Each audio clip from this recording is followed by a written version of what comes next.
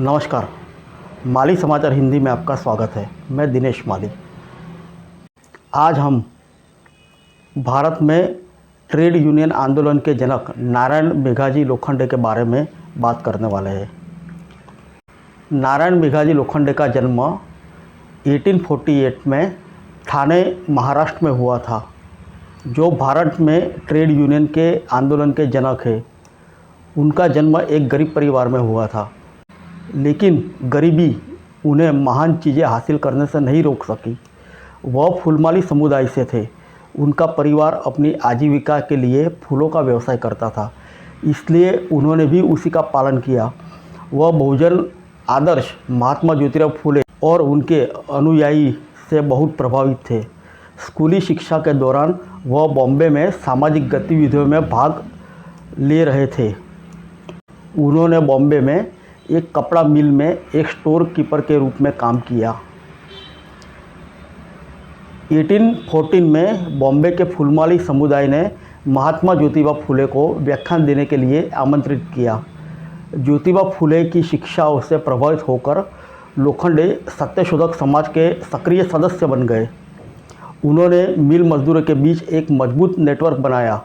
कई बिल्डरों और ठेकेदारों सहित विभिन्न जाति समुदायों के लोग उनके साथ जुड़ने लगे। अपने कुछ तेलुगु मित्रों की मदद से 1880 में दीनबंधु समाचार पत्र के प्रकाशन में कामयाबी हासिल की। उसी दौरान यह अखबार मजदूर वर्ग की आवाज़ बन गया। लोखंडे के साथ ज्योतिराव ने बॉम्बे में कपड़ा श्रमिकों की सभाओं को भी संबोधित किया। लोखंडे ने भारत में पहला श्रमिक संघ बॉम्बे मिल हैंड्स एसोसिएशन शुरू किया। समाचार पत्र नियमित रूप से श्रमिकों की समस्या को उजागर करता था, जिसमें श्रमिकों को काम करने की दयनीय परिस्थिति की व्याख्या की जाती थी। भारत सरकार ने 2005 में नारायण मेघाजी लोखंडे की स्मृति में एक डाक टिकट भी जारी किया है। कारखाने के मालिक और प्रबंधन मजदूरों को इस हद तक शोषण करते थे कि कई लोग काम करते हुए कारखानों के अंदर ही मर जाते थे। यह औद्योगिकरण का दौर था और मुंबई क्षेत्र में कई कपड़ा मिलें आ रही थी।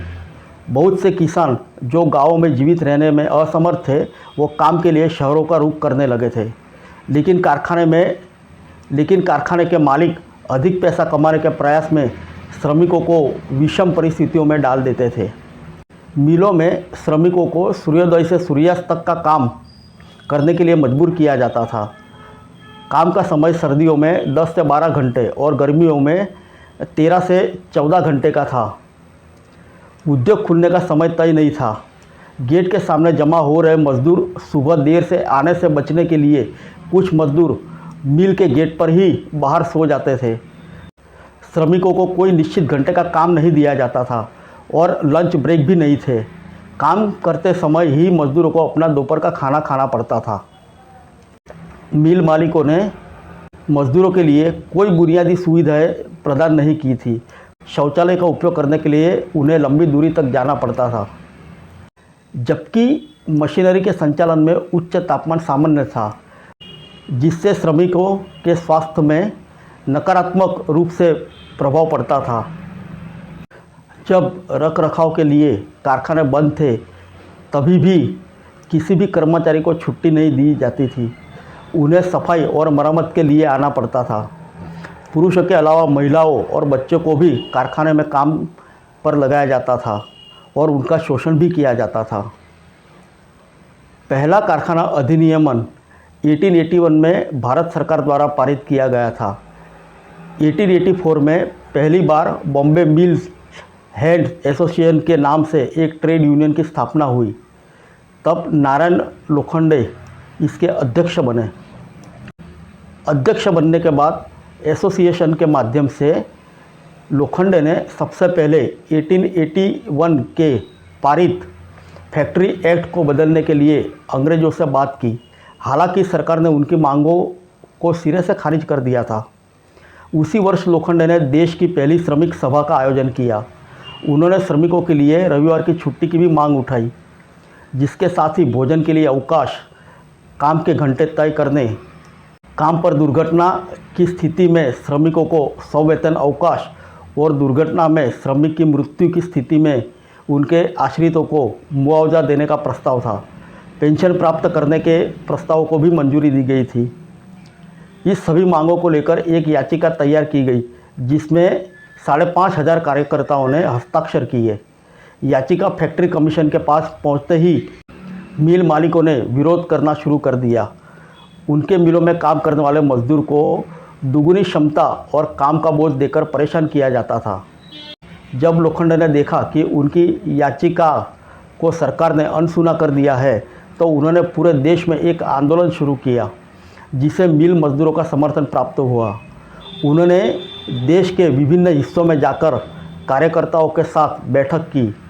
इनमें सबसे महत्वपूर्ण बैठक 1890 में बॉम्बे के रेसकोर्स ग्राउंड में हुई, जिसमें बॉम्बे और आसपास के जिलों के लगभग 10,000 से ज़्यादा श्रमिकों ने भाग लिया था। इस बैठक का असर यह हुआ कि मजदूरों ने मिलों में काम करने से मना कर दिया। अब यह देशभक्तिपूर्ण आंदोलन देशव्यापी हड़तालों का रूप ले चुका था। मुंबई समेत सूरत, अहमदाबाद, सोलापुर, नागपुर में कई फैक्ट्रियां बंद थीं। आखिरकार सरकार को विरोध की आवाज़ सुनाई देने लगी और वह मजदूर की मांगों के आगे झुक गई। परिणाम स्वरूप कारखाना श्रम आयोग का गठन हुआ जिसमें लोखंडे ने श्रमिक का प्रतिनिधित्व किया। इसके बाद मजदूरों को भोजन के अवकाश मिलने लगे और काम के घंटे तय हो गए, लेकिन साप्ताहिक अवकाश अभी भी तय होना बाकी था।